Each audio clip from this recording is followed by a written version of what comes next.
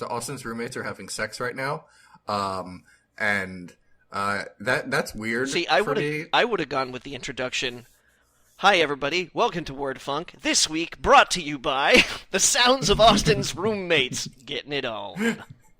Oh, I don't know if we're going to pick it up on the microphone. Austin claimed that they were very loud, but I can't hear anything. But maybe your microphone is just sensitive enough that we can hear you, but not so sensitive that we can hear them. Quiz time, Austin. You say that they're bumping, not so ugly, because I don't like to body shame. Okay. And it's loud, but loud like how? Is this like somebody's throwing a pinball machine around the room loud? Or like somebody just like let a bunch of mice loose in the room and everybody's going, ah, ee, ooh.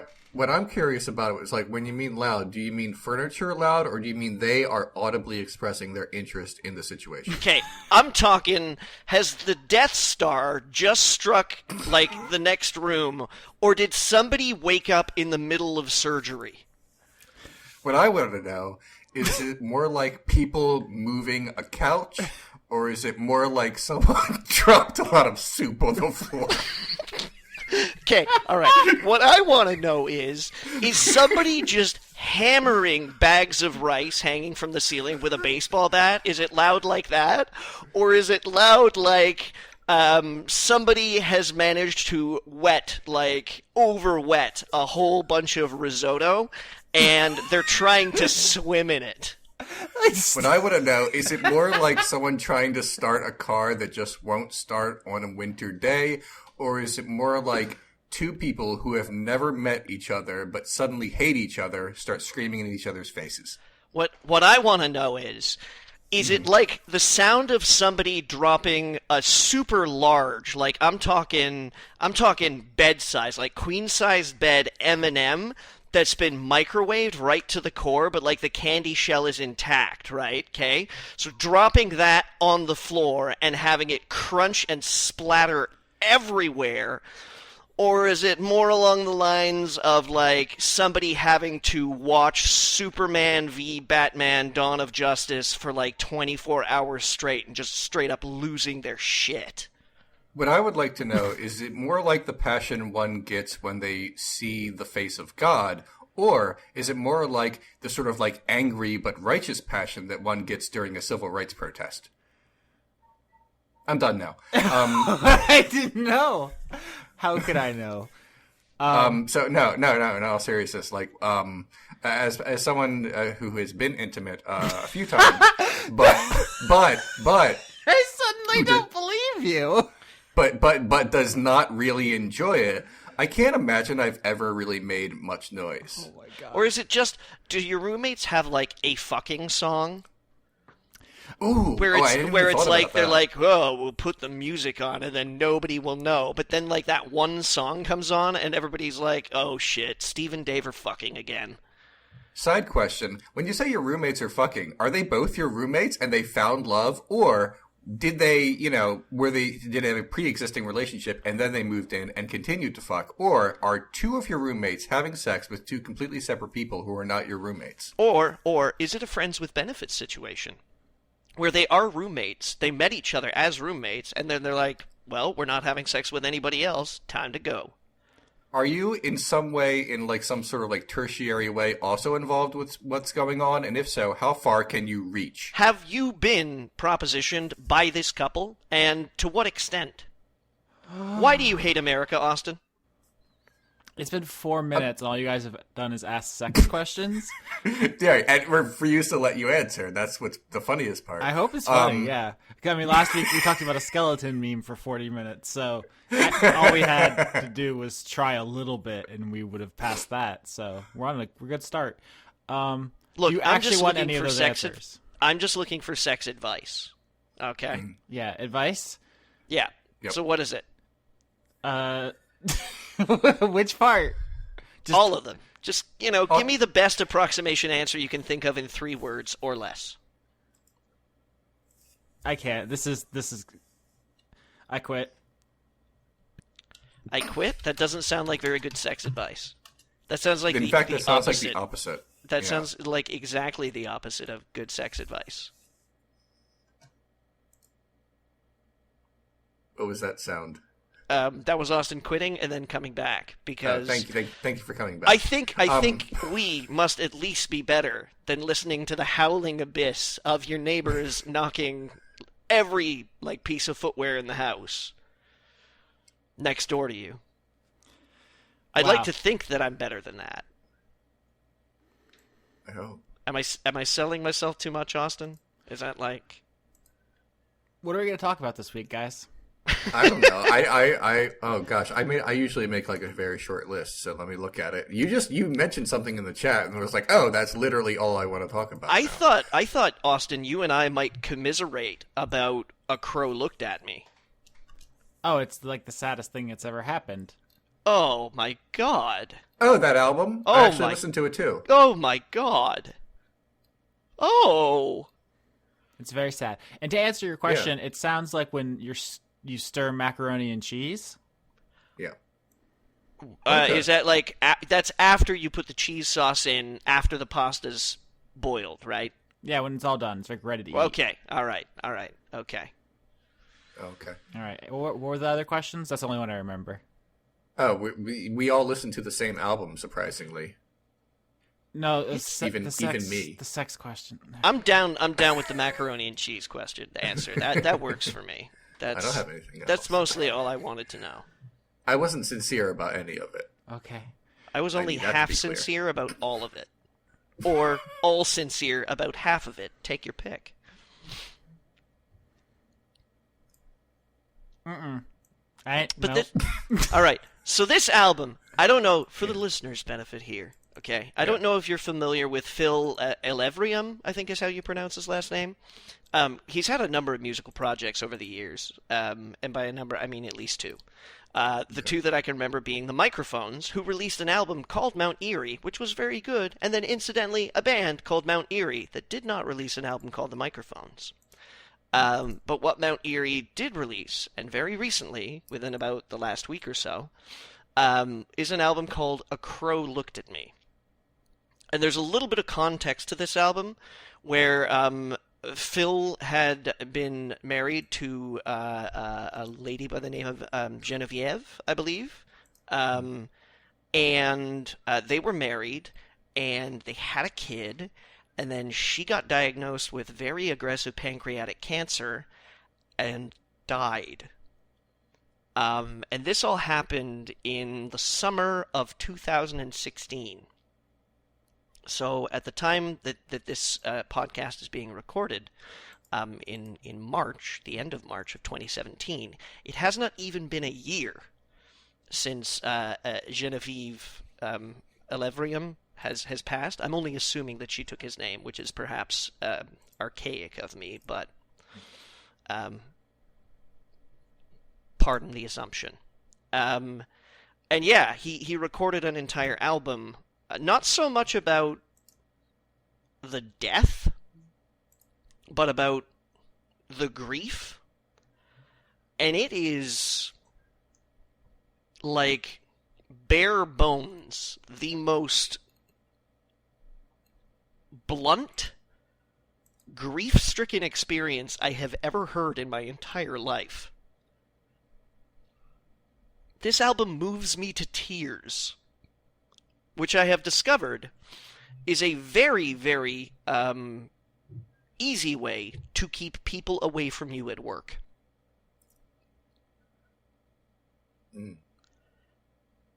I don't think I can do this album any more justice than by saying, as somebody who has experienced not a similar grief insofar as that, I don't have a 1-year-old daughter that I'm trying to raise without the love of my life and her mother.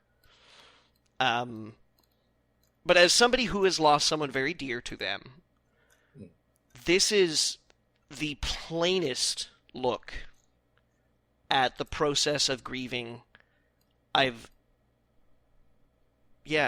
I can think of. And it's... Yeah, it's... Sorry, go ahead. I was going to say, it's so raw, and it's so familiar, and it's... even just talking about it, I get this feeling of the pit in my stomach. Like I'm physically incapable of singing through any of the songs without choking up. Can't do it. Well, it's probably part of that is just because the lyrics aren't. No, it has not... nothing to do with his particular, brand of melody. Okay. But like I can't get no. It's just like, but it's so brilliant at the same time. Like it's devastating, but it's devastating in such a focused way. Like just some of the dialogue and things like that, like where he talks about things that he wants to say to her when she comes back from wherever it is that she's been. But then I remember death is real. Oh, it's just it hurts. What I find interesting about it is that the songs, it's kind of like the bluntness of the lyrics to me, where it's like I don't have the lyrics in front of me, but it's things like, it's Monday and I found something of hers and it feels really awful, and then it just kind of goes like that, rather than even like requiring the lyrics to rhyme. It's just it's more like it's almost like what is the word? Stream of consciousness, I guess. Is what I'm trying to say. Yeah. The thing is, his style of writing. I have a couple of his past albums, and he's always kind of done that. Oh. Like it doesn't follow the same kind of structure that you would expect most songwriting to do. Oh, okay. But it is so tactfully employed here. And I feel like a jerk even saying things like tactfully employed, genius writing, because it's just like a window into this guy's horror. Like and so plainly put too, like the very last line in the first song, where he talks about like clawing at a cliff and falling into a bottomless pit of silence that is devastating and real. And then the last line just goes, "It's dumb, and I don't want to learn anything from this. I love you." Is just like, is so plain. It's so. There's a line that he has later in one of the songs where he talks about how pontificating about like emptiness and loss and things like that was really fun as a young man until I got to know these hospital hallways. And it's such a true statement that, in literature, in poetry, in music and everything, death has been done to death. It's a great literary mechanism. It's a great, like, pervasive feeling, a great, like, I mean, it's universal. It's going to happen to everybody. Except Jesus, apparently. Well, it did, but, for a limited time only. Wow. And I don't, like, there's a big difference between hearing people wonder about death and question death and even, like, confront death, than there is reading, listening, hearing people who have lived death. Oh, yeah. Austin, do you have any thoughts on this? You said you also listened to it. I don't have anything really to add. I mean, everyone should listen to it. Okay. Everything that's been said right. is true, but like yeah. Okay, a strong recommendation from us. TLDR, listen to it. Yeah. Yeah. Have you guys heard about this thing, the Mona Lisa? It's really good. You should look at it. It's kind of small. I don't know. I heard it's small. Yeah. Jesus, this is such a tonal whiplash of a thing we've done tonight, huh? Yeah. 15 minutes in. Did you guys have anything happier? There's also an album released by a new rap group called Alpha, but get this, the L is a 7. They're living on the edge. As the kids would say, this album is fire emoji. That is what they would say. Yeah, that's what I hear. I mean, a lot of my week has just been working on 2 completely separate episodes of Renegade Cut, because I do 5 a month, so this is the week where I have to do 2. So I've been like super busy. I really hate one of the movies I'm doing, which I wasn't expecting. What was it? I have almost forgotten what it's called. What Dreams May Come. What Dreams May Come. Ooh. Yeah. I super hate it. I'm sorry. I had the same reaction. I was like, that looks good. Fast forward, that was awful. Yeah, it's really pretty. It's also sometimes. It's also, I don't know. I feel like saccharine. It's a lot of what you bring to it too, right? Because if you have any experience with the things it's talking about, I feel like you're gonna be questioning the stuff more, and not just accepting it at face value. It's a movie about suicide. Yeah. I mean, in part, it certainly is. The part that I guess bothered me the most, that I certainly will talk about in the episode, is it says people who commit suicide go to hell, and then tries really hard to make the case that it's not being judgmental about that. It's like, no, it isn't judgmental at all. It's like, it's just the way it is, because, and then they do these like philosophical gymnastics to do that. And I'm like, you know what? Fuck you. It's just I mean, religious opinion or not, it's just a really insensitive thing to put out there, especially to anyone who's lost someone to that. So I basically I want the episode just to be me saying fuck you a lot, but I can't, because that's not the show. And someone did pay me to have like, elaborate thoughts on this movie. So I am finishing up the script to it. But I've never been like this displeased with doing a movie like this, because when someone said, "Hey, I want to pay you to talk about this movie," I thought, oh yeah, that Robin Williams movie. I bet this will be innocuous. No. That's all I have to say. But no, I mean, to answer your question from a couple minutes ago, no, I don't have anything super fun to talk about. Mostly it's that. That's what I've been up to. That and dealing with my comment section, which is always a joy. But yeah, what I really want to know, Austin, is do you have any law for us? Because I feel like last couple of weeks we screwed up and didn't let you do that, and it's always a good time. You didn't let me. You wouldn't take the chains off. Yeah, I have some cases today if you guys want to talk about them. I do. So I'm down with that action. Okay, here's the first one. Austin, bring me the contracts. Nope. First we're going to do a criminal one. Ooh. And then we'll see where it goes from there. So this These case ones depress me. I don't know. This was like a really heated debate in class, which is why I kind of wanted to bring it to you. Oh. Okay. Okay. All right. So the fact pattern is this guy, he's in his house. He hears a sound outside. He goes outside. He sees a man stealing his windshield wipers off his car. Just the windshield wipers? Okay. Which used to be a thing. I don't know. This happened in like the 70s. Is the car parked in the driveway? Yeah. Okay.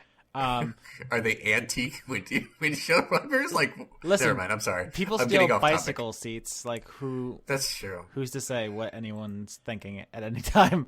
The man goes back inside and gets a gun, and then comes back out. At which point, the windshield wiper thief has abandoned his heist and is getting in his own car to drive away.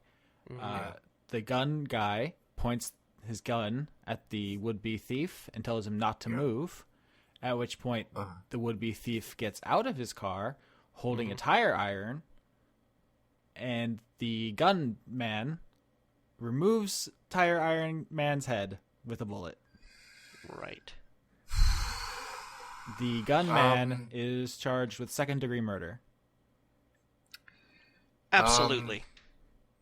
I mean, here's the thing. Like, The only question I have is this: did Gunman know it was a tire iron? I mean, that doesn't make it better, but I just want to know. Yes. Oh, he definitely know. Oh, this person has a tire iron. Yeah.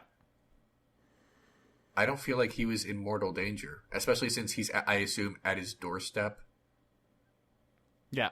I don't know. I feel like, look, don't steal people's shit, obviously. I mean, I'm not like endorsing windshield wiper, thieves' motives. I mean, I don't know what his family situation is like. Maybe he needed to steal windshield wipers to feed a starving family. But no, in all seriousness, like, this is not worth someone's life. I mean, you go to AutoZone, you replace it. This is not a big deal. It would be different if he was like in his house, skulking around with a tire iron, and like your kids are nearby. You're like, oh, maybe. Or even if like he made really aggressive advances on the guy, right? Yeah, like if he ran had gone from his car onto the property and was like almost at the front door. That's like, okay, yeah, that guy was obviously, coming at me to assault me with a tire iron, like, not to barter some weird kind of exchange, like, I'll give you this tire iron for your windshield wipers. No, I do not think anybody was under the impression that was what was happening. No, I mean, okay. Obviously, which is why I'm saying that if he had, like, seriously advanced upon the guy, right, then it's like, yeah, okay, obviously that man was going to do his best to try to hurt you. To what detriment, you didn't know, so obviously self-defense. Here's the thing, like, I almost understand it from the perspective of Gunman in that moment. Like, let's say he had a gun. Let's pretend he and a person who had a tire iron met somewhere, and and Gunman just happened to have a gun concealed on him, and Tire Iron Man brandished a tire iron in a menacing way.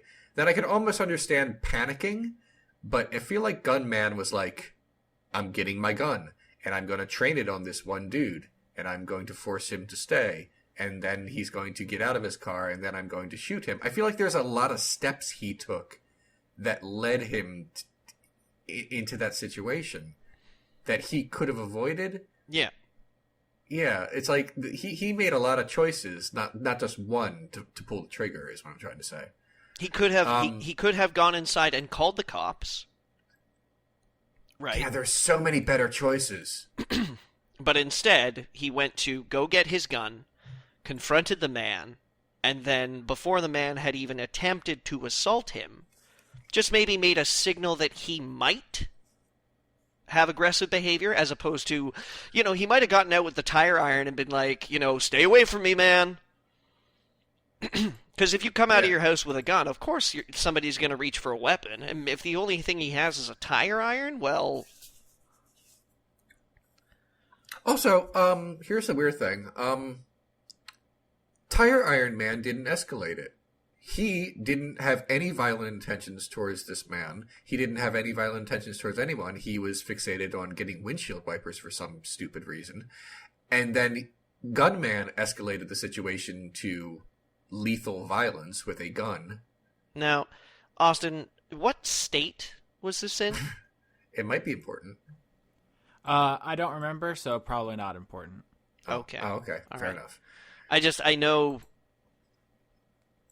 I'm not sure what it was like in the 70s, because when you say that presumably windshield wiper theft was a thing that happened in the 70s, I assume that's the time frame of this.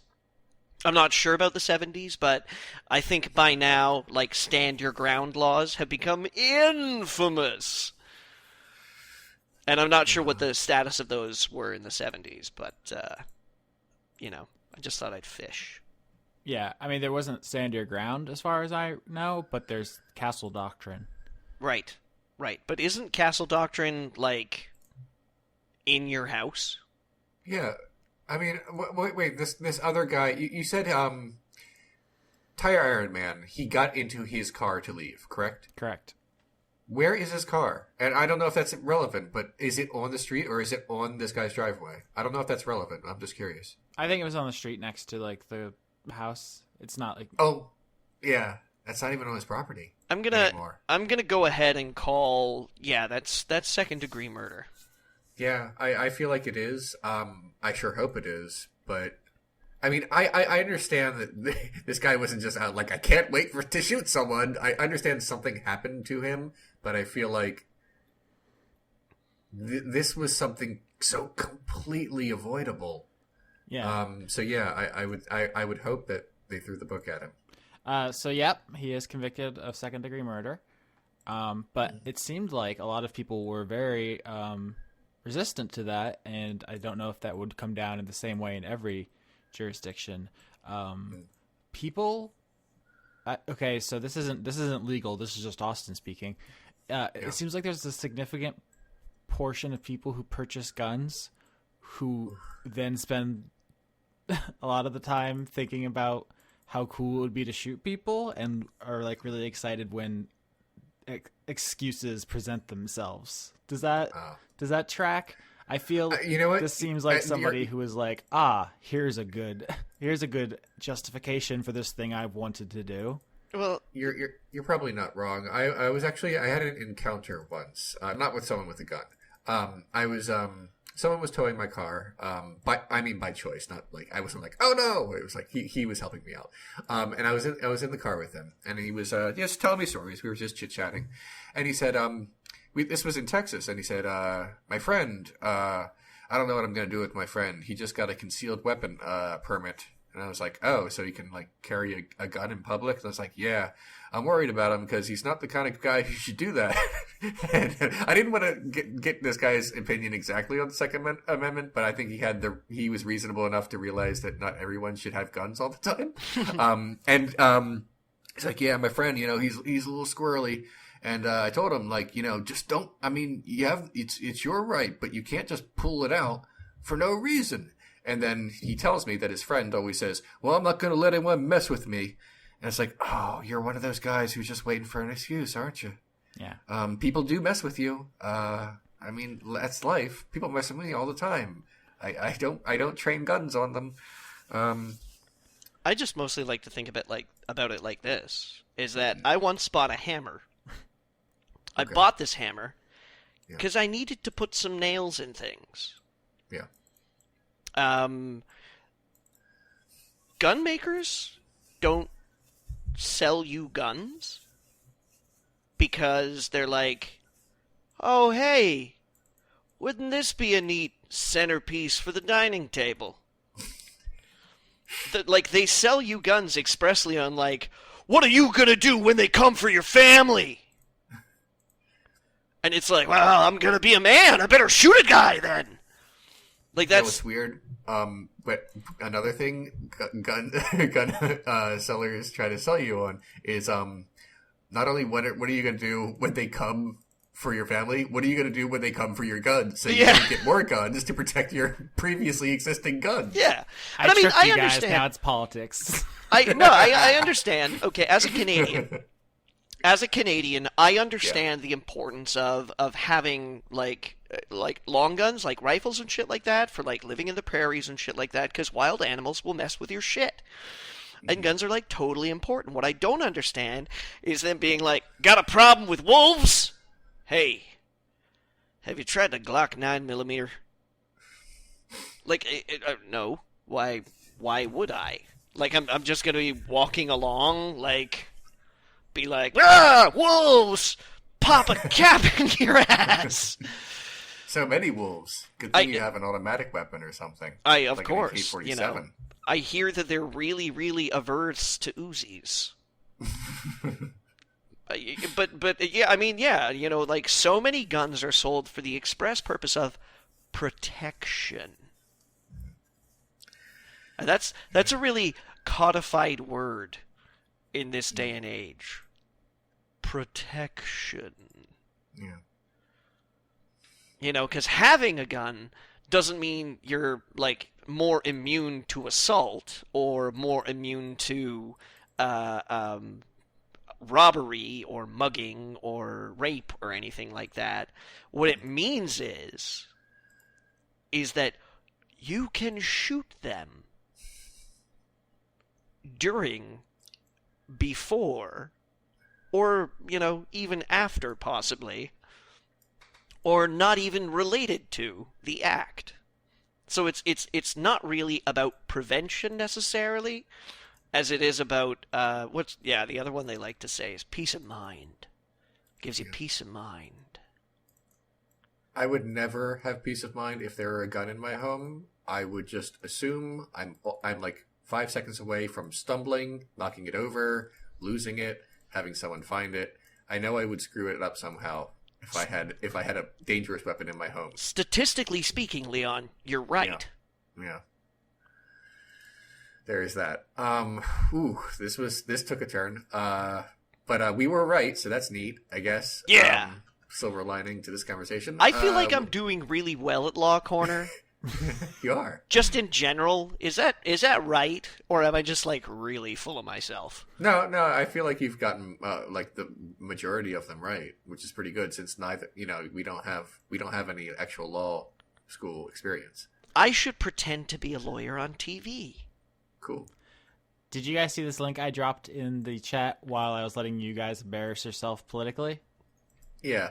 I'm gonna click on it now. I found this YouTube channel earlier, and it is, I guess, it's some kind of bot that takes footage of dogs dressed as Supreme Court justices. That I guess. Yeah, that's Last Week Tonight. That's yeah. John Oliver's thing. Well, they filmed it, but this bot YouTube account has synced it up to like every recorded Supreme Court case. Like, this channel has like fantastic infinity videos, like every one that I just gave up scrolling through them, and they all have like 30 views each because they're literally the uncut recording of these hearings, but with dogs edited to correspond to whoever's speaking. So there's like, I realized I didn't actually have to go to the effort of filming this. Like Last Week Tonight did that part, but still someone had to edit it. Yeah, that's a labor of love or obsession. I mean, I guess they scripted it somehow, but I don't have the knowledge to explain how that you would go about doing that. But this channel is just wow. Did we ever talk about the Rick and Morty court video? Yeah, I don't know if we talked about it on here, but it's good.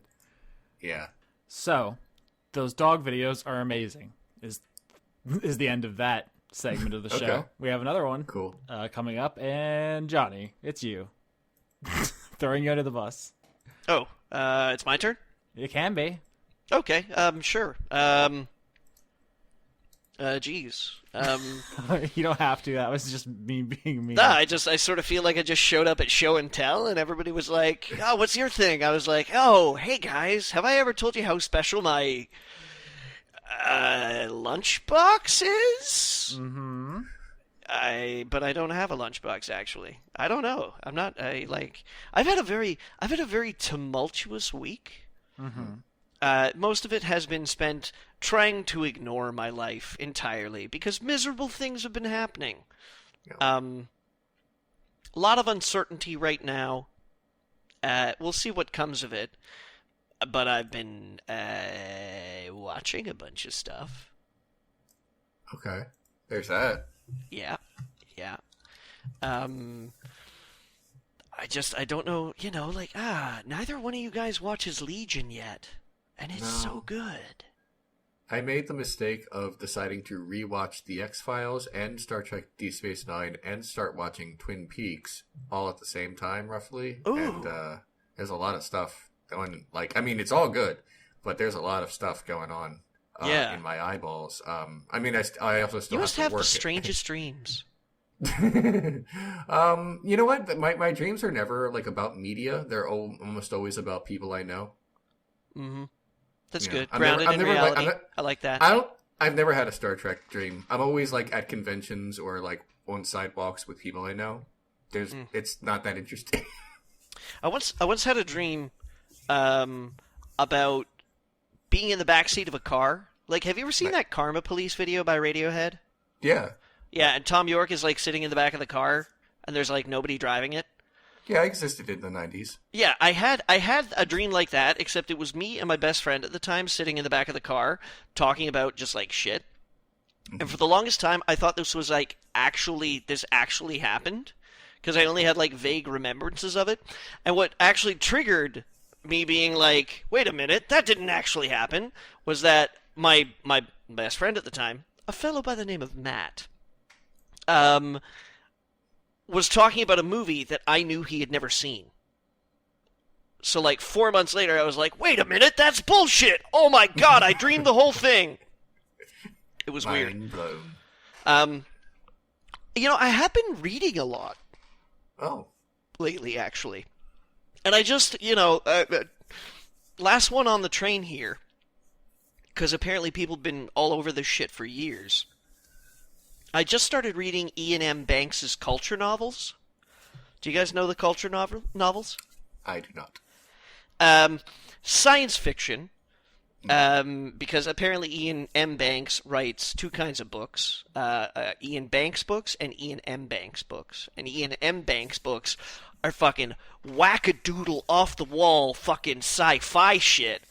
And Ian Banks books are like, he stood at the edge of the water, gazing out at the roiling tide, as it surged farther away from him, much like his dead wife. Oh, gosh. But yeah, so I started reading the first Ian Banks culture novel, Consider Phlebas, which I hope I'm pronouncing properly. And it's like, it reminds me of Dune. Oh. Like, and it kind of reminded me, I'm not that far into it, because I got I got caught up in it. I sat down, I just started flipping through, and I got caught up in it, and I got like 50 pages in. I was like, "Whoa, shit, son! You're already reading another book. Cool it." But like, I seem to recall like reading science fiction of like the 1970s and shit like that, where nobody was afraid to just like drop fucking weird phrases on you. Nobody was scared to be like, yes, and the Multo-Kanthai ambassador walked through the Yikinthaken door and said to the Mushigaf, alliance, "Bleh!" And they responded with and it's just like, and you're like, I don't know what's going on, but it sure is compelling. Like Dune was kind of like that. And a number of, like, Isaac Asimov's books were kind of like that, like The Foundation and shit like that, Mm-hmm. Where 1970s and 60s sci-fi, because, I mean, obviously Philip K. Dick, right? We're not afraid to just drop these fucking fantastical worlds and just, like, incomprehensible entities and just all-around strangeness on you. And just expect you to keep up. And it seems like sci-fi doesn't do that anymore. At least it did to me until I picked up this Ian M. Banks novel, Consider Phlebas. It was given to me for Christmas, and I was trying to distract myself, and I couldn't concentrate on anything. So I was like, sci-fi, that's a place to go for a little bit of solace. So I picked up this book, and in like 10 pages in, I was like, what the fuck is going on? I don't know, but I like it. Well, that's good. I mean, I was given the first 3 books, and they're I don't know, they're weird, but they're good weird, All right. Like a fuzzy, sticky feeling. No, not fuzzy, sticky, like fuzzy, prickly. Yeah, like staticky, fuzzy. If you know what I mean. Yeah, you know what I mean. Okay.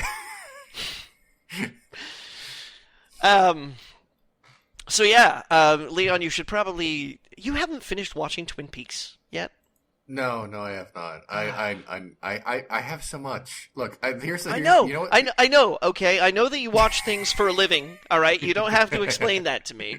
All right, I know that you go to work, and you're like, well, time to do Jupiter Ascending and another episode of My 600-Pound Life, and I don't know what you watch. I mean, it's fine. No, I know right. what you watch. It's fine. I'm kidding. Okay. So I realize that Twin Peaks isn't your research project at the moment. No, that's my fun project. The only reason I haven't finished Twin Peaks because, like I said, shortly thereafter, I also made the decision to start watching Star Trek Deep Space Nine, and I thought that it would be like sort of like I would go about it evenly, but nope, I just ripped through the first 3 seasons very quickly because I realized, oh, I really love this show. I don't want to stop watching it. I'm going to do nothing but work and then stop to watch Star Trek Deep Space Nine. Wow, you must really love Deep Space Nine. Here's the thing, I purposefully refused to watch it. Like, I know we talked about this a little while ago because you were waiting for the Blu-ray, but then in no uncertain terms, the producers were like, "Nope." Yeah, never. I mean, here's the thing: like 20 years from now, making like the costs of doing it might be like so much less that it might happen. But like as it stands right now, it's not going to happen in the foreseeable future. Yeah. So it's like, why bother? So what do you love about it so much? Because I resisted Deep Space Nine for like the first few seasons, and then it got really good. I mean, I admit that. You know, I'm not hating on Deep Space Nine because when it was good, it was fucking amazing. Here's the thing. Like, I rewatched the first season, and that's by far its worst. As is the case with pretty much every Star Trek show. Yeah, that's a thing. But here's the thing: it wasn't as bad as I remembered. There wasn't a lot of like really shitty episodes. There were just a lot of mediocre episodes. There were only a few where like, ugh, it's just a chore to watch. Most of them were like, I couldn't get by the space station. I was like, yeah, new Star Trek show to seek out new life and to stay in one place and just hang out. They're examining themselves. This is the character, Deep Space Star Trek. Yeah, but every Star Trek is like, at the end of it, you know, they all sit down and go, well, what did the sex-loving sludge monster from the Florida State Dorm University teach us? Okay. That was quite a sludge monster. What else am I doing? I watched a movie called I Don't Feel at Home in This World Anymore. It's great. It is written and directed by Macon Blair, who you might remember as the he played the main character in Blue Ruin. He is also he also does behind the scenes stuff. He's always in Jeremy Saulnier's movies, and now he's like, I can do this too, and it's really good. That's fantastic. It's comedy, crime, tragedy stuff. I don't want to say too much about it, but it is Elijah Wood is in it, and he plays someone who's like trying to be a badass but also like spiritual, and he's a delight. It's a really, really good movie. Macon Blair is in like one scene. He mostly is just behind the camera. But it's really great, and I recommend it. I don't want to get into a big thing about it, but there are ninja stars, and everyone should see it. That's mostly what I've been up to. I saw that on Netflix, actually. Not like saw the movie, but saw it like there. Yeah, it's a Netflix exclusive. Oh, super! I'll watch that this week. Yeah. I saw Passengers. I don't know why I'm still watching bad movies from last year. I don't have to anymore. I did my episode about that. I feel like I have a problem now. It wasn't as bad as I heard it was, but it was still unsettling. I really wish they had handled it a bit better. Mm-hmm. It could have been a great movie about forgiveness, you know, like people do shitty things to each other from time to time, and sometimes you forgive that person for doing it. I just felt like they handled it in a way that it was so clumsy, that they didn't have the they weren't self-aware enough about what they were doing, and it made me a little bit uncomfortable. It wasn't all bad. Michael Sheen plays a robot bartender, and he is charming. Michael Sheen is charming in just about everything. He's wonderful. It's almost even in Tron Legacy, in which he played an incredible creep. He almost makes it worth watching. But nah. not so good. It has issues. Yeah. That's about it. That's really all that's been going on with me in the past few days, anyway. I could talk about like certain personal things, but not too many huge personal things happen to me anymore, and that's not a bad thing. I just, I hang out with my friend, and you live the Spartan lifestyle. Yeah, except without throwing babies off cliffs, because you want to endear yourself to your audience. Yeah, when a crisis happens to me, it's usually just like a screw up that I make a big deal out of that ends up being nothing. Like, for example, like the Motor Vehicle Administration from where I live now sent me a thing that said, "Hey, this car you don't own anymore. You haven't insured it. You need to insure this car that you don't own anymore." And I'm like, they don't realize I don't own this car anymore. They're asking me, of course the insurance has lapsed. I don't own it. So basically what you're saying is the drama that you experience these days is more or less a Seinfeld episode. Yeah, it really is.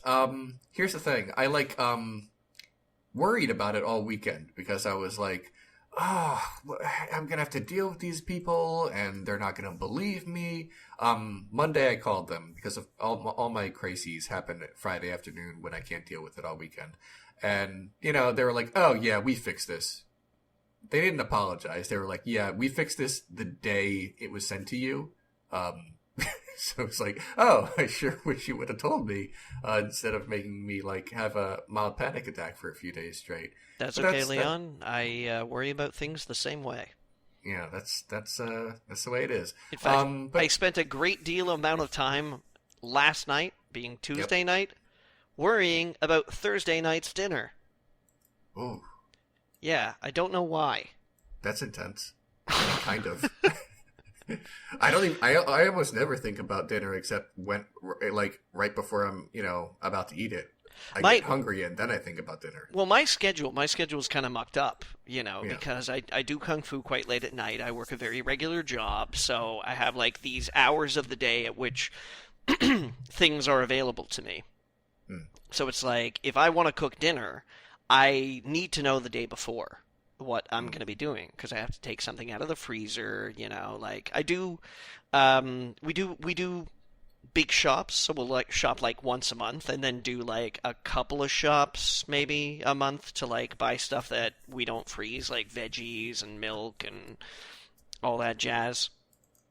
So it's on a Tuesday, it's what do I want to do for dinner tomorrow? I've got a lot of chicken, so I'll take some chicken out of the fridge overnight and let it thaw and then put it in the fridge and then cook it Wednesday night. So I don't know why on Tuesday I was freaking out about Thursday night dinner. My rhythm's mucked up, man. Yeah, I just bake frozen things and then I don't have to think about it. Yeah, but I know. I want to be more than that, man. I know. That's fair. Austin, I made really great tacos for dinner on Monday, and they're still not done because I made way too many goddamn tacos. It sounds like it. Yeah, but they're good. I'm just watching those Supreme Court dog videos. What's up? Oh, okay. No, you said BRB, and then I'm like, oh, are you still BRB or are you actually B? I'm always BRB. That reminds me.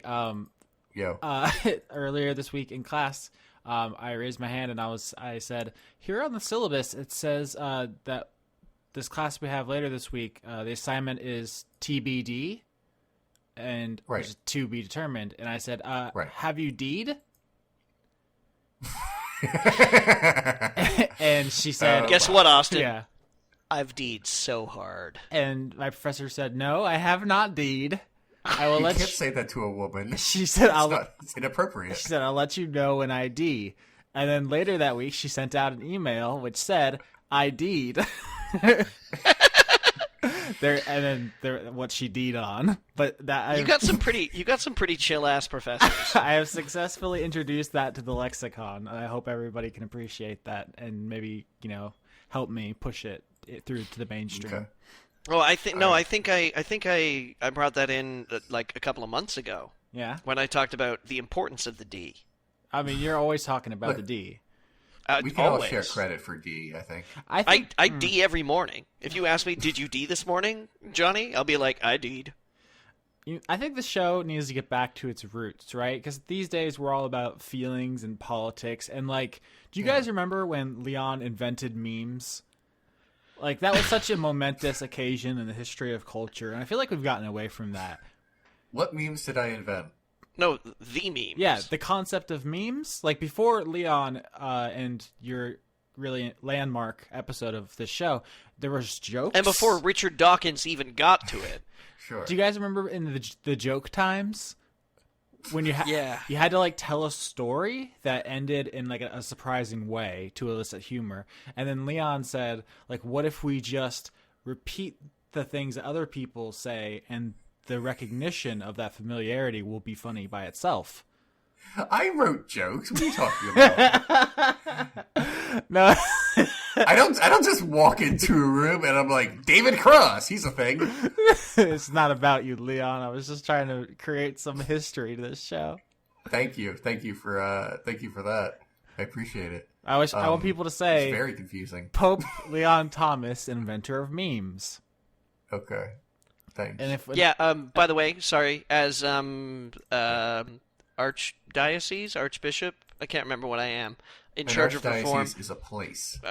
Okay, fine. All right, cool it there, Your Holiness. Sorry. All right. Church reform this week, doing it's cool. Like, with whoever you want, you know. Cool. As long as it's consensual, be groovy, be sexy, have fun, you know. Yeah. if you just Take it sleazy. if you could just keep the volume down, though, Yeah. ideally. Yeah.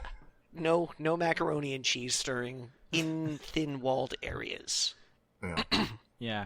God, I can't believe there's still more of this show to record. Do you guys want to...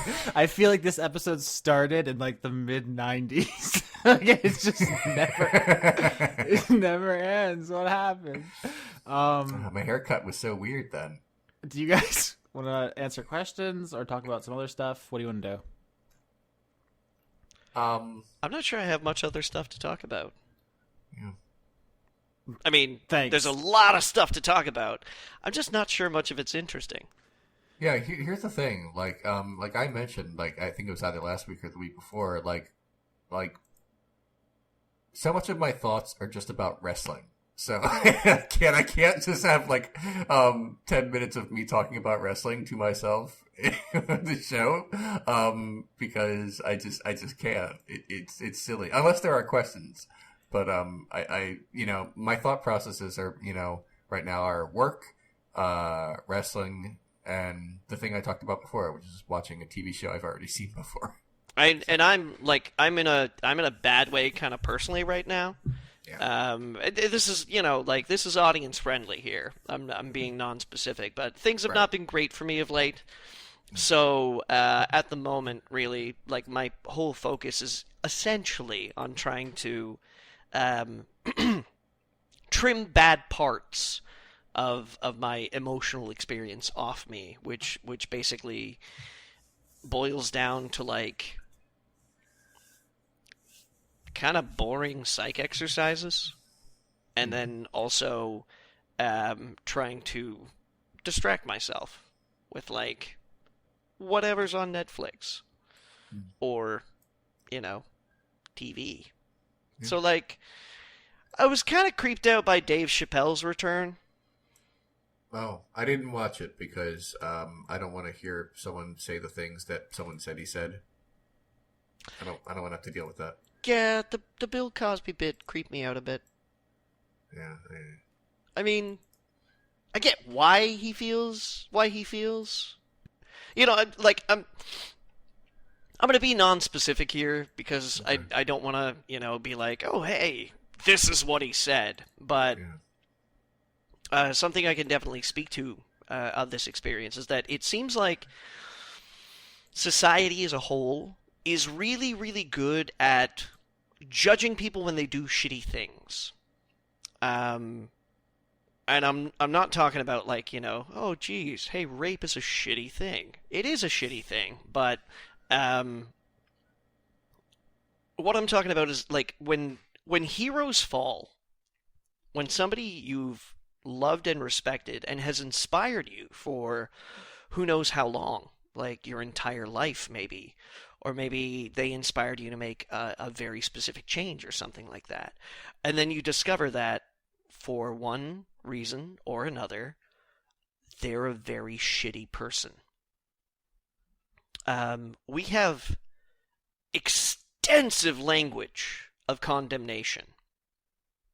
It's so easy to throw people away, but it's like, as a culture, we have no real established language of redemption, you know?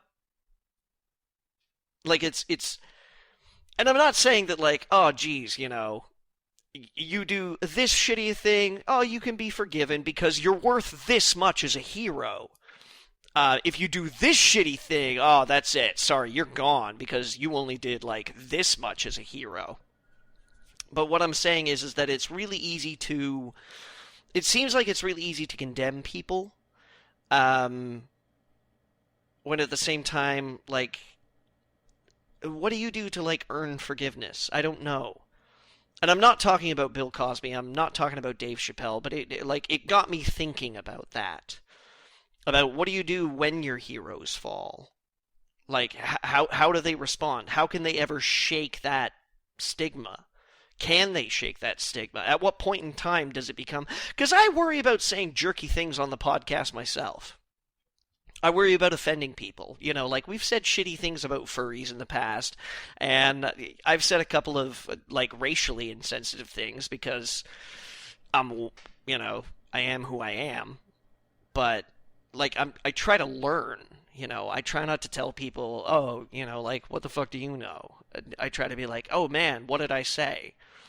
You know, was I wrong? Tell me how I was wrong. I'll try and defend my views, but I don't want to do it at the expense of anybody's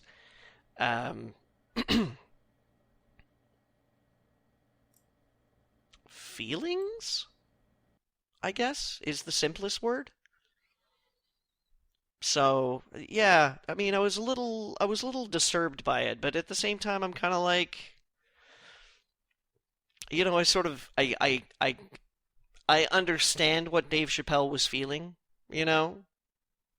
Like, what happens if, like, the one person who made, like, a giant difference to you in your life, it actually turned you down a career path and made you the person that you are today, because when you were a kid, you looked into that man's eyes on TV and you were like, yeah, I can do that. That could be me, even if I am black, gay, trans, biracial, whatever, you know? And then it turns out 30 years later, oh, guess what? He was an, like, incredible scumbag. How do you cope with that? How do you reconcile that? It's hard. That's a hard question. I actually was not even referring to that. I was talking about, I'm not sure on which of the two comedy specials it was, his, like, really shitty transphobic stuff. I've read, like, direct quotes from that. And I'm like, oh, you're like that. Nah, I'm done. Okay. I didn't like Chappelle's show enough to watch your special and be like, I'll let that one thing slide. He did this bit about Bill Cosby where he was talking about how, like, you know, when he was a kid, you know, like, the Cosby Show and, like, Fat Albert and things like that, and he was like convincing kids to, like, you know, not join gangs and do the right thing and be good people and things like that, and then showing people that you could be a multi-billionaire, a huge star and things like that, even if you were black and things like that. And he does this one bit where he says, like, and then you find out that he rapes. And that's like, that can't be right, because he saves people. You know, he lets them have their moment. He saves people, but he also rapes. but he saves more than he rapes. And I was like, Oh, that was the exact quote. Okay. Yeah. Yeah, No, something like that. I'm not directly quoting, but when he said that, I was like, "Oh, I feel kind of creeped out," but I get where you're coming from. I get what he's trying to say, but I don't feel like this is a math problem. Actually, that's sort of what I mean. This isn't about trying to add up the numbers. Anyway, we've talked about some shit right now and dunked on someone who probably has bad opinions. So Austin, do you want to give us some questions? I'm sorry, I was muted because I was just really just basking in how grateful I am that I didn't take any part in that last conversation. It just means a lot to me. That's fine. Come on, man. Austin, you're like I dig your style. Don't get me wrong, and I really like that. Your audience basically just loves everything that you do. Okay. But yeah, I'm sorry, but they do. Oh my god, they love Dice Funk. But I'm just gonna tell you this right now. Speaking as a guy who gets a lot of shit all the time. Just I don't care anymore. Like fuck it, you know. Like gosh, what was that? What was the? No, if I had to live with your comment sections, I would have long ago sworn off the internet and gone to live in the woods and just eating berries. Yeah. I mean, I share some of the comments on my Twitter just to be like, can you believe this shit? But most of them I don't because they're just too far. Yeah, not even like funny bad. No, not even. The only one that was like deeply gross that I shared recently, I think it was either yesterday or the day before, just because I was fascinated by how much he seems like a straw man that like a liberal like myself would like pretend is their opponent in like a fake debate. Like, you know, like Aaron Sorkin writing a debate for himself for him to win. But no, that's what he seemed like. He hit all the big things, like deeply misogynist, deeply racist, and not in a dog whistling kind of way or in a casual way, but in a like, have you seen Africa? That kind of way. Like, that's an actual quote. Shit like that. Like, it's like, oh man, are you real? I wanted to share it. Do you think that commenter has seen Africa? Do you think they've been there? Like, what if all the world's racists are just like really well traveled and we just didn't know the whole time? They'd probably have natural tans instead of just being sprayed orange. Yeah. Yeah, that's a good joke. Here's the thing. Like, if people disagreeing with me in my comment section is not only totally okay, but kind of encouraged, that is very helpful for my business. For there to be a lot of comments and a lot of people responding to them and coming back to them and talking about it and debating all the time. That is totally cool. I'm like ready and excited for you to think I'm wrong. But not all ideas are equal. And if you come at me with like something that's like, I don't know, man, because, and then give me a thing, I'll probably respond reasonably to it. But if your argument, earlier today, someone told me, and I'm actually not going to have to exaggerate this to make it sound terrible.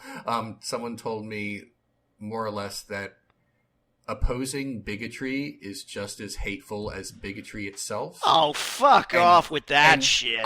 I know. It's basically circular logic. And he actually said, I mean, everyone's mother told us 2 wrongs don't make a right. That's what he actually said. Aren't you the real fascists? Yeah, I know. It's like a monumental amount of bullshit and lack of self-awareness to say something like that. And the other guy, the previous person I talked to, like, he said something along those lines, but phrased it in a way that was not shit. And I had like a brief discussion with him, and he replied, and that was that. But when this guy said that load of garbage, I just said lol, cause not every comment is made equal. And there's, you do not, yeah. No, all right. I've gone on too much about this. We can do questions. I'm sorry. I just want to clarify here that I might say some fucking stupid things. Oh, me too. You know, but I'm not afraid of saying stupid things. I just want people to know that the stupid things I say aren't hateful. Oh, yeah. And that the stupid things I say are stupid because I don't know any better, and I'm reaching out. Yeah. I'm just like a baby. I'm just a child grasping at the universe. Somebody No, help man. me. I'm trying for dialogue because I do my best. I do my best to try to educate myself. I do my best to do the readings, to investigate things, to understand. But there's so much fucking information. There's so much that I honestly cannot possibly know it all. I cannot be aware of it all. I cannot be in command of every little mote of information, every little study, every little example, every little thing that might just be like, well, you know, actually, your views might be a little fucked up, and let me tell you why. Because I can't possibly digest it all. I can't find it all. It's obscured by noise. There's so much shit in this world that in order for me to be educated about everything, I would have to stop talking to people altogether. And even then, I would not finish before I was dead. I could not do it. It's impossible. So all I can do is I can try and speak with a sensitivity, with an openness, with non-hostility, with hopefully an outreaching tone that says, if I'm wrong, call me out on this. Let me know. 'Cause I'm not gonna sucker punch you and just be like, blah, look at this stupid dude. Like, that is not the kind of person that I am. That's not the kind of person that I want to be, and that's not the kind of person that I hope I broadcast myself as. So, no, you know, I mean, I'm not afraid of talking about these things because, I mean, hopefully it'll lead to something. Either for myself or for somebody else. Well put. Austin, you want to hit us with some very silly questions? Yeah, let's do it. Or perhaps very serious questions. We don't know. I don't know. I don't read on them beforehand because I like to go in fresh. All right. I could do either. Rick Armstrong asks, what things would Leon show Johnny and Austin to get them into wrestling? Ooh. Not matches. I would give you cool entrance music and cool entrances. Like, for example, I have never seen a match by Finn Balor because he when I got back into wrestling a few months ago, he was injured. He was recently medically cleared, so he'll be back soon, I think. But I have seen his entrance, and it was so wonderful that 2/3 of the way through it, I'm like, he's my favorite. He's my favorite because it's very theatrical. So what would I do? I would show you. I wouldn't show you like, oh, this is the coolest match. I would like, oh, watch this. There's like sparklers and there's like dancing. Oh, and listen to this song. That seems like anime openings. It's they are. Oh God, I don't know what happened. Leon, I need more drama than that. I can. You're offering me fireworks, and what I want is like fireworks on a bay off of Shanghai with like a sunset. Okay, well, and then like an assassin who's like trying to poison someone, and I'm the only one who knows, but I'm tied up in the galley. All right, for that, it would be the video package that right before a match that explains why they're feuding and is set to a lot of dramatic music and narration. Yeah, that's probably what I want. Yeah, that happens before every major match on pay-per-view, so that's not hard to find. I saw a little bit of wrestling many years ago where there was like some wrestler was trying to break into another wrestler's home. Oh yeah. Was it Brian Pillman breaking into Stone Cold Steve Austin's home? Because I do not remember, but it was like the the inhabitant wrestler Yeah. had their wife Yeah. with them. And, like, the in cursive, I don't know if that's a word. I hope it is. It sounds good. I like it. Now I want to pick another one because I don't know if that's a word. It's okay. We'll go with it. All right, incursive. Taken from my knowledge of incursion. The incursive wrestler was like at a glass sliding door. Yeah. And was like trying to get the door open or like throwing plastic chairs against it, shit like that. And I was watching this and I was like, why is there a camera crew there? There's always a camera crew. And that's the thing. It's like, that was like, because I'd never been into wrestling when I was young. This was like in my 20s. And I saw this, I was like, oh, it's a soap opera. It is. I get it now. Yeah. And it was like at that point in time where I was like, okay, wrestling is actually a legitimate form of entertainment. Yeah. Wrestling isn't about wrestling matches. It's about the making of a wrestling show. That's what it's like. It's like a fake documentary about people trying to put on a wrestling show. All right. So what's your favorite drama storyline then? Ooh, ever? Oh, that's hard. The one you're talking about, I think I know quite well. When he was breaking in, did the person with his wife have a gun? I don't remember. Okay, all right. Well, I think I you have to understand that it took me a couple of minutes to recognize that this was wrestling that was going on. And when I did, I was like, oh, I wonder if there's a Star Trek episode on. No. Gosh, my favorite. Just a good one. What's a good one that springs to mind where you're like, yeah, The Rock versus Cleopatra? Gosh, what is? I mean, from that era, like the longest running, like very popular storyline was between Steve Austin and his boss, played by his actual boss, Vince McMahon. Yeah. That was cool. All right. That's a thing. Anything with CM Punk is good. I don't know. This is a tough one, but I guess but yeah, the things I would try to get you guys into wrestling. I mean, I wouldn't try hard. Is the real truth, because it feels like it would be obnoxious of me. But it would be the things that are not matches, I guess. Yeah, I'm down with that answer. Okay, Austin. So next question. Sure. Next question. All right, so we got a couple of short ones here from Cyretha. She asks, Austin, since you live in Florida, have you ever seen an alligator in the wild? Yes, multiple times, plenty of times. That's not like a stereotype that's real. They're really here, guys. Is that a thing? Do we all realize that? I know. Okay. I'm not sure if people think it's just like a joke or like really rare. Nope, they're out there. And also a question for Johnny. What are your thoughts on the band The Gorillaz? Actually, I really like Gorillaz. Yeah, they have a new album. Yeah, it's not out yet though, right? I don't think so, although a bunch of the songs are. Yeah. I'm not down with the lore.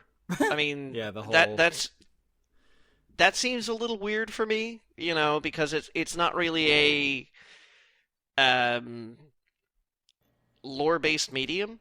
I mean, I get it if you're the Proto-Men or something like that, but when they write songs, they seem to write songs for the sake of songs. But when it's like, oh yeah, these are the characters, and like, I'm like, nah, just give me the tunes. I'm cool. It took me a while to warm up to them. I got their first album right when it came out, because I was really into Kid Koala, and like, Dan the Automator, and a bunch of like other Ninja Tune sort of associates at the time. Amon Tobin, DJ Food, Mr. Scruff, etc., etc. And there was like a lot of that stuff in Gorillaz, right? So I got the first album, and by and large, I liked it, but I wasn't really blown away by it. And it wasn't until I got together with Stephanie several years ago that they turned me on to the later works in their catalog, which are like so much better. Like I felt bad for myself for being like, oh, that was a really good album, but I don't know if I'll follow it up. Because missing out on Plastic Beach for as long as I did was one of the biggest mistakes I've ever made in regards to my record collection. Yeah. I mean, that probably sounded like nonsense to anyone who doesn't know this band because there's like a whole cartoon thing and they jump genres. It's like actually really hard to explain.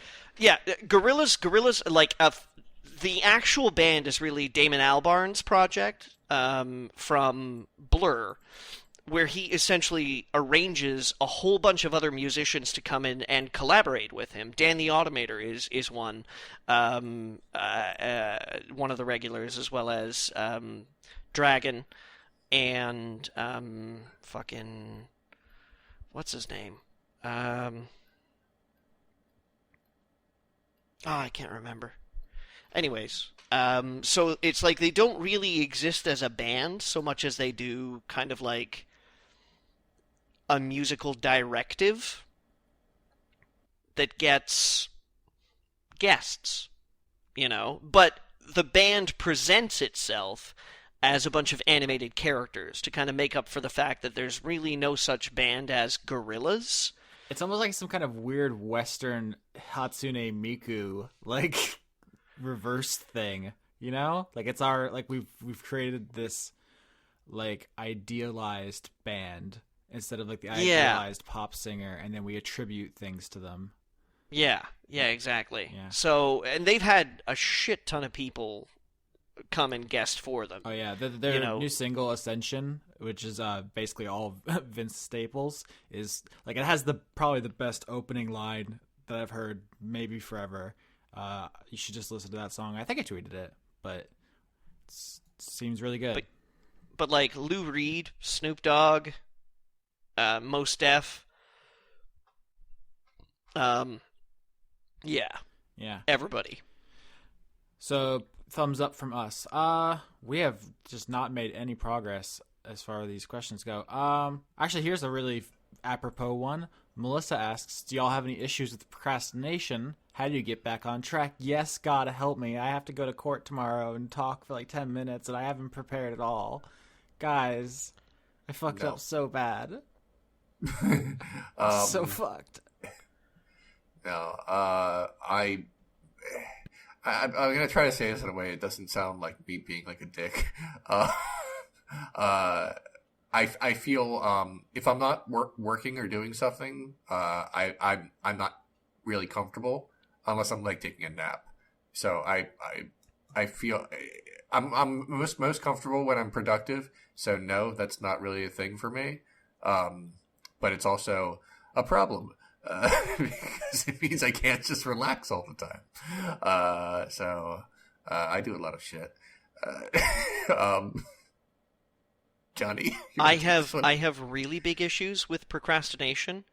Not because I'm lazy, but because I'm anxious. One of the things I love to do is get something right the first time round.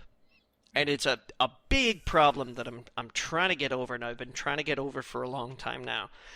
So it's like something important will come into my life, and I will overanalyze the shit out of it and be like, is this really the right thing for me? You know, like, is it something I should be doing? Is it something I should be doing now? Maybe I can put it off till later. I mean, like, maybe today is not the day to think about it. I just kind of like, go sit down in a corner and breathe slowly for a few minutes and then try and find something to calm myself down a little bit. So I have like, I try to give myself little thresholds where I'm like, okay, I have to do this big thing. All right. So let's start with a little bit, do a little bit. Okay. All right. A little bit's done. All right. That's good. But that's not really about procrastination, that's about anxiety. So, but it does wind up looking the same to an outsider. is something I've realized. So, I guess. Cool. Okay. I All don't right. know how to stop. I wish. Hey, can you answer that question, Melissa? Please tell me. Help. I'm dying. I have no idea. I guess I just wait until the last possible moment, and then it's panic adrenaline. Oh, I create elaborate schedules for myself, and if I don't meet the goal to do something at that particular time, it just means I have to work harder to make up the time, and then I do it. See, Austin, I get the panic adrenaline first when I have like loads of time to do something, and I go, I don't like this later. Oh, I mean, but it works, right? Doesn't it? I mean, it works for me. I got this far. I don't know. if it works for you, then it's not really a procrastination problem so much as a procrastination feature. Okay. There you go. Trying to be nice here. Yeah. Thank you. All these questions I feel like need more time because there's like asking about like the racial implications of D&D races. It's like, yeah, we could be here for a while. But I wouldn't even know, so I can't even speak to that. no.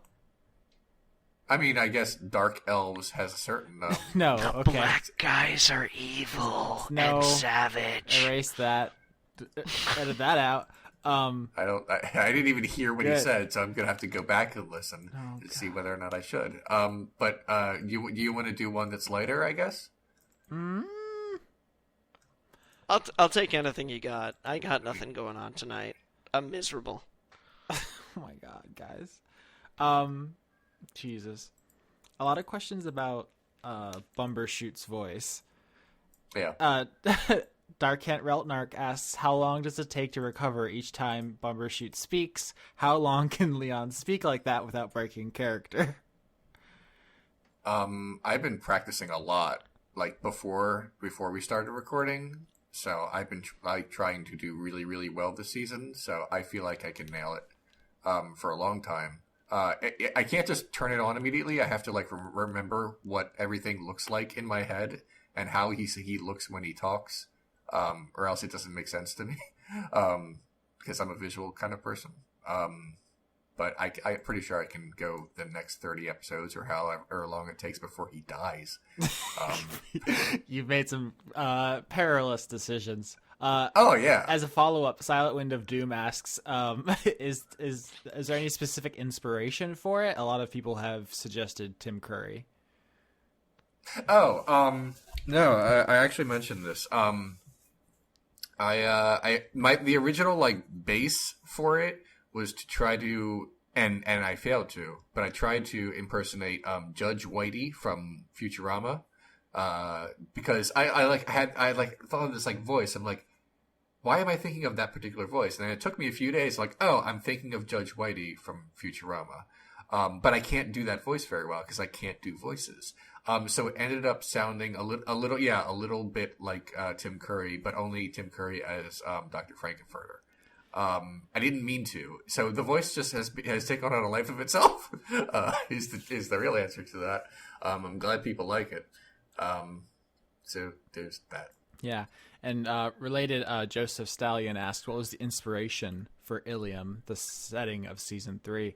I actually was originally thinking of just being like, this is the Wild West season, because last season it got really expansive, and people were like, there's a lot to keep track of. There's a lot of locations and a lot of characters, and it was getting to be a lot. So I was like, oh, let's narrow it. You know, the contrast is, let's do a very small community. And I did some research about Western settlements where people will go out with like 24 people, a couple of wagons, and do some Oregon Trail stuff. And it was like very Deadwood.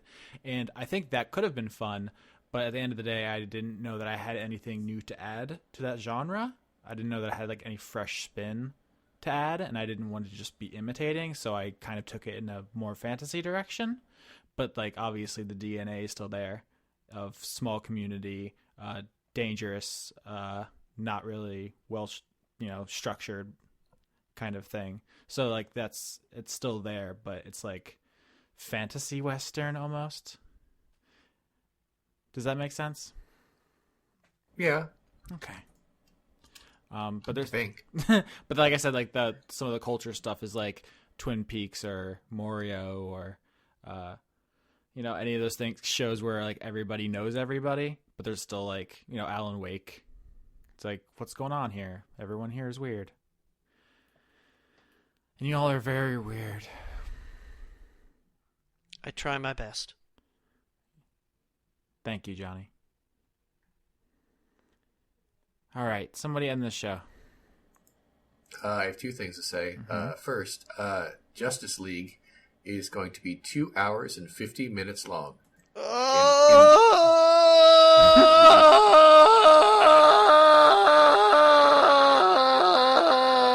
theatrical version. But we all know that when it's time to release on Blu-ray, Zack Snyder's movie is going to be well over 3 hours long. I mean, the answer to you, Johnny, is you don't have to watch it. But me, I'm going to. You say that now, right? But I remember the BVS DOJ pressure. Look, here's the thing about Batman v Superman. Like, we started talking about that in like the early episodes of Word Funk, to the point that it felt like an obligation that we all should watch it.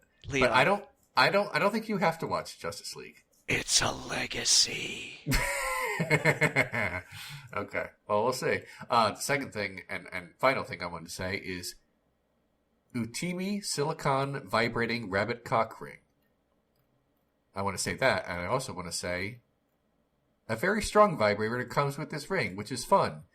I like the design, though the ring itself is far too tight for me. I can only use this ring for a few minutes before it becomes too restrictive and painful. Now, here's the thing. Still gave it 4 out of 5 stars. Nice. What would it take for you for this thing that is not only painful, but you can't even wear to have a bad score? Look, like what? Leon? Yeah? Maybe he comes in just a few minutes. I don't know. Or maybe he's just really generous. I don't know. I mean... It's that review score inflation. Everyone's 7 to 10. Yeah. We need to get some ethics in this bitch. Or it's really good, but he's like, by the way, I'm too big for it. There could be that. All right. Anything you guys want to say before we go, since I've said cock ring? Absolutely Sweep not. the leg, Johnny. What? I said, sweep the leg, Johnny. There you go. All right. You guys want to desync? I kind of get the impression that Austin wanted to say something. Nope. Oh, I'm sorry. Nope. Oh, no, he doesn't. No. Bye.